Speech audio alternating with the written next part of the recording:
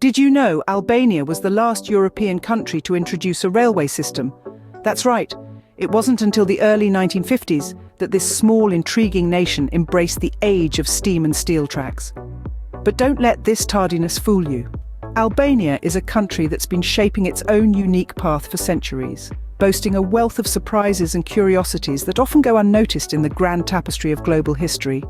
From its stunning landscapes, where majestic eagles soar high above rugged mountains, to its rich cultural heritage, deeply rooted in a blend of Illyrian, Roman, Ottoman and Balkan influences. There's the Albanian language, a linguistic island in a sea of Slavic and Latin tongues. And let's not forget the peculiar fact that this land is dotted with hundreds of thousands of bunkers, a testament to its tumultuous past. So buckle up as we journey through some of the most fascinating facts about Albania. Ever wondered why Albania is called the Land of Eagles? The answer lies in the country's national emblem, a majestic double-headed eagle. This symbol traces its roots back to the Byzantine Empire, representing the dual sovereignty of the church and state. Over time, Albania has embraced this emblem as a reflection of its own resilient spirit. The double-headed eagle stands as a symbol of unity, strength, and vigilance, qualities that the Albanian people deeply embody. It signifies their ability to keep an eye on both their rich past and promising future, while standing tall amidst challenges. This emblem is deeply ingrained in the country's culture and identity, appearing everywhere from the national flag to government buildings, even in the hearts of its people. So next time you see a double-headed eagle, you'll know its Albanian roots. If you're a language enthusiast, then Albania's unique language will intrigue you. Immerse yourself in the fascinating linguistic world of Albania, a land where the spoken word carries an enigma. The Albanian language, locally known as Shqip, is a distinct gem in the crown of the Indo-European language family. It's like a lone island in a vast linguistic ocean. The peculiar aspect of the Albanian language is that it has no direct descendant. Think about it. Most languages bear some lineage, some traceable root. They are like branches of a massive linguistic tree, each extending from another, each carrying the imprints of its predecessor, but not Albanian. It's a branch unto itself, an enigma that linguists and historians continue to unravel. This language, isolated in its uniqueness, is a testament to the rich and diverse history of Albania. It's a language that has weathered the storm of time, preserving its unique characteristics amidst waves of influence from Latin, Greek, and Slavic languages.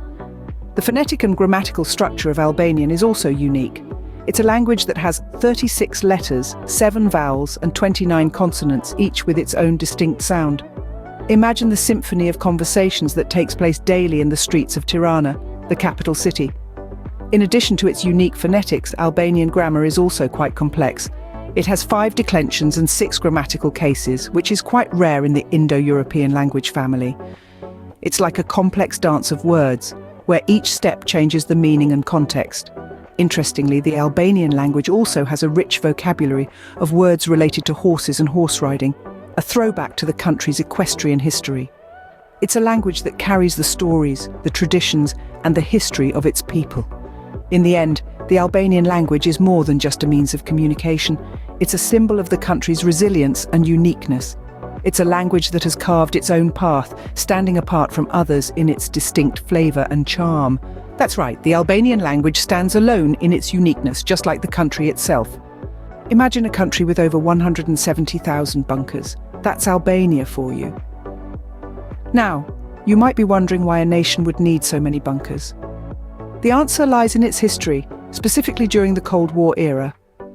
Under the paranoid rule of Enver Hoxha, Albania's longtime communist dictator, these bunkers were built as a defence strategy against a potential invasion. From the late 1960s to the early 1980s, these concrete domes sprouted across the country, from the rugged mountains to the serene beaches, like mushrooms after a rain. But Hoxha's feared invasion never came.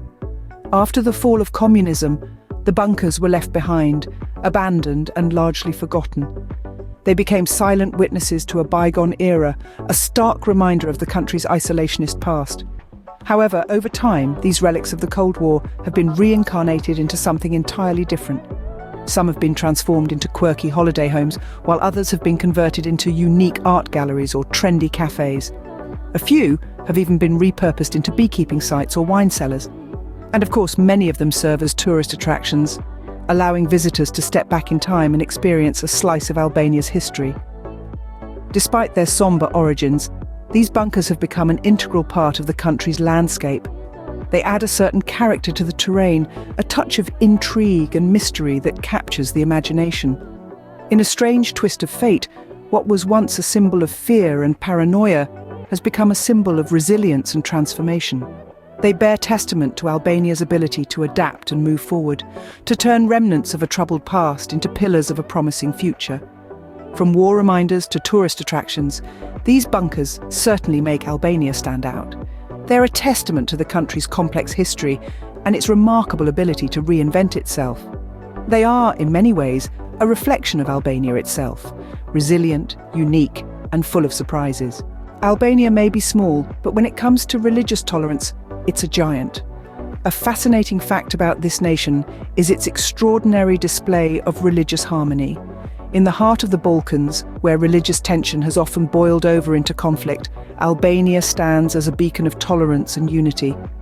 While many nations struggle with religious divisions, Albania celebrates a rich tapestry of faiths, living side by side in peaceful coexistence. It's a place where you'll find mosques, churches and synagogues sharing the same neighbourhood, their sacred sounds mingling in the air in a symphony of unity. Among the Albanians, the most prevalent religions are Islam, Orthodox Christianity and Catholicism. Yet what's striking is not the diversity of faiths, but the seamless blend and mutual respect among these religious communities.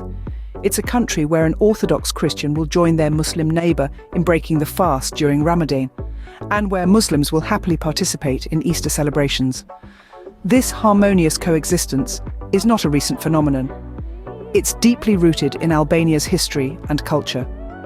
The country's national hero, Skanderbeg, who lived in the 15th century, is revered by both Christians and Muslims. He represents a symbol of unity, a testament to Albania's enduring spirit of religious tolerance. Albania's approach towards religious tolerance is not just about peaceful coexistence. It's about active engagement and shared celebrations, about understanding and appreciating the richness of each other's traditions. It's about the belief that diversity is not a threat, but a strength that enriches the nation. In Albania, they have a saying, "Faith is at the heart of the believer." It's a powerful reminder that religion is a personal matter, and it should never be a cause for division or conflict. In a world where religious conflicts are common, Albania indeed sets a commendable example. It's a hopeful beacon, showing us how diversity can flourish in an atmosphere of mutual respect and understanding. After all, isn't that what true tolerance is all about?